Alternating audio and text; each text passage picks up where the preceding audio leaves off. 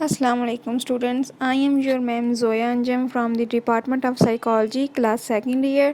Hope you are all fine. آج ہم لوگوں نے پڑھنا ہے عمومی تشویش کا عارضہ، جنرلائز انگزائٹی ڈس آرڈر. اس عارضے میں فرد عمومی تشویش اور پریشانی میں مبتلا رہتا ہے اور پریشانی پر کنٹرول نہیں رکھ پاتا، یعنی کہ اس کو پریشانی ہوتی ہے اور وہ اپنی پریشانی پر قابو نہیں رکھ پاتا. عمومی تشویش کے عارضے میں مبتلا ہونے کا رجحان وراثتی طور پر بھی ہو سکتا ہے، مینس کے جائیداد کے طور پر، یعنی کہ فرد کو پریشانی اس کی جائیداد سے ریلیٹڈ ہوگی. اکثر اس کا آغاز بچپن سے ہوتا ہے، لیکن یہ لڑکپن میں بھی شروع ہو جاتا ہے، مینس کہ اس کا آغاز بچپن سے شروع ہو جاتا ہے یا لیٹ اڈالٹہڈ میں شروع ہو جاتا ہے. زندگی میں دباؤ کے واقعات کی اس کی ایک اہم وجہ ہے، یعنی کہ اسٹریس اس کی ایک اہم وجہ ہے. مندرجہ ذیل علامات کی نشاندہی عمومی تشویش کے عارضے کی تشخیص کی طرف لے جاتی ہے. اب اس میں نشانیاں آ رہی ہیں جن میں اگر آپ کو یہ اسٹریس ہو، جنرلائز انگزائٹی ڈس آرڈر، مینس کہ آپ کو کسی چیز کا وراثتی طور پر کوئی اسٹریس وغیرہ ہے، اس میں یہ تشویش آتی ہے. ایک غیر محسوس تشویش، یعنی کہ بغیر یعنی کسی بات کے آپ کو اسٹریس وغیرہ ہوگا. بے چینی ہے، تھکاوٹ ہے، یکسوئی میں کمی، مینس کہ اس کی توجہ میں کمی آئے گی، وہ کام کر رہا ہوگا اس میں وہ توجہ صحیح سے نہیں دے سکتا. اضطراری حرکات ہیں، مینس کہ پریشانی میں جو حرکات وغیرہ آپ کی ہوتی ہیں سر درد، جب آپ کوئی اسٹریس ہوتا ہے اس کا پورا باڈی لیول، یعنی کہ باڈی جو لینگویج ہوتی ہے وہ ساری چینج ہو جاتی ہے، اس کو کھنچاؤ محسوس ہوتا ہے اور نیند میں خلل، اس کی نیند میں بھی، یعنی کہ اس کو نیند صحیح سے نہیں آتی.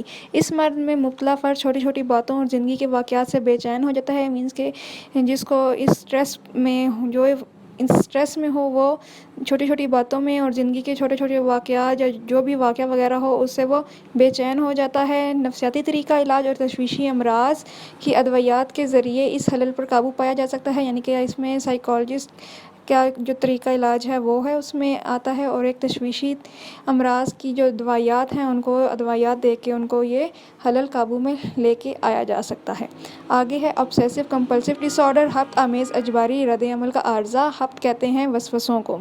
اس عارضے میں مریض کے دماغ میں لگاتار اور ناقابل ضبط خیالات آتے رہتے ہیں، مینس کہ جو اس مرض میں مبتلا مریض ہے اس کے دماغ میں لگاتار ضبط مینس قابو، یعنی کہ وہ قابو نہیں رکھ پاتا، لیکن اس کے دماغ میں بار بار وہ خیالات وسوسے آتے رہتے ہیں جن کو وہ کنٹرول نہیں کر سکتا. فرد ان خیالات سے نجات حاصل کرنے کی کوشش کرتا ہے لیکن ناکام رہتا ہے.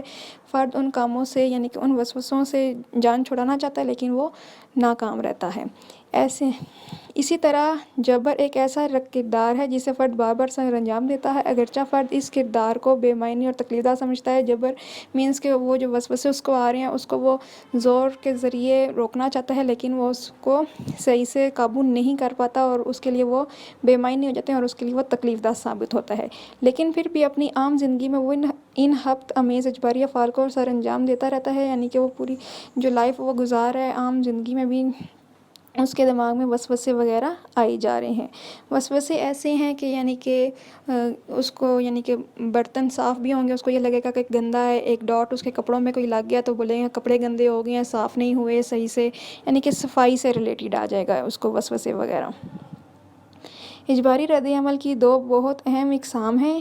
صفائی کے افعال اور دیکھ بھال کرنے کے معاملات اہم ہیں. اس میں دو اقسام آ رہی ہیں جس میں صفائی آ رہی ہے اور اس کے بعد ہے دیکھ بھال.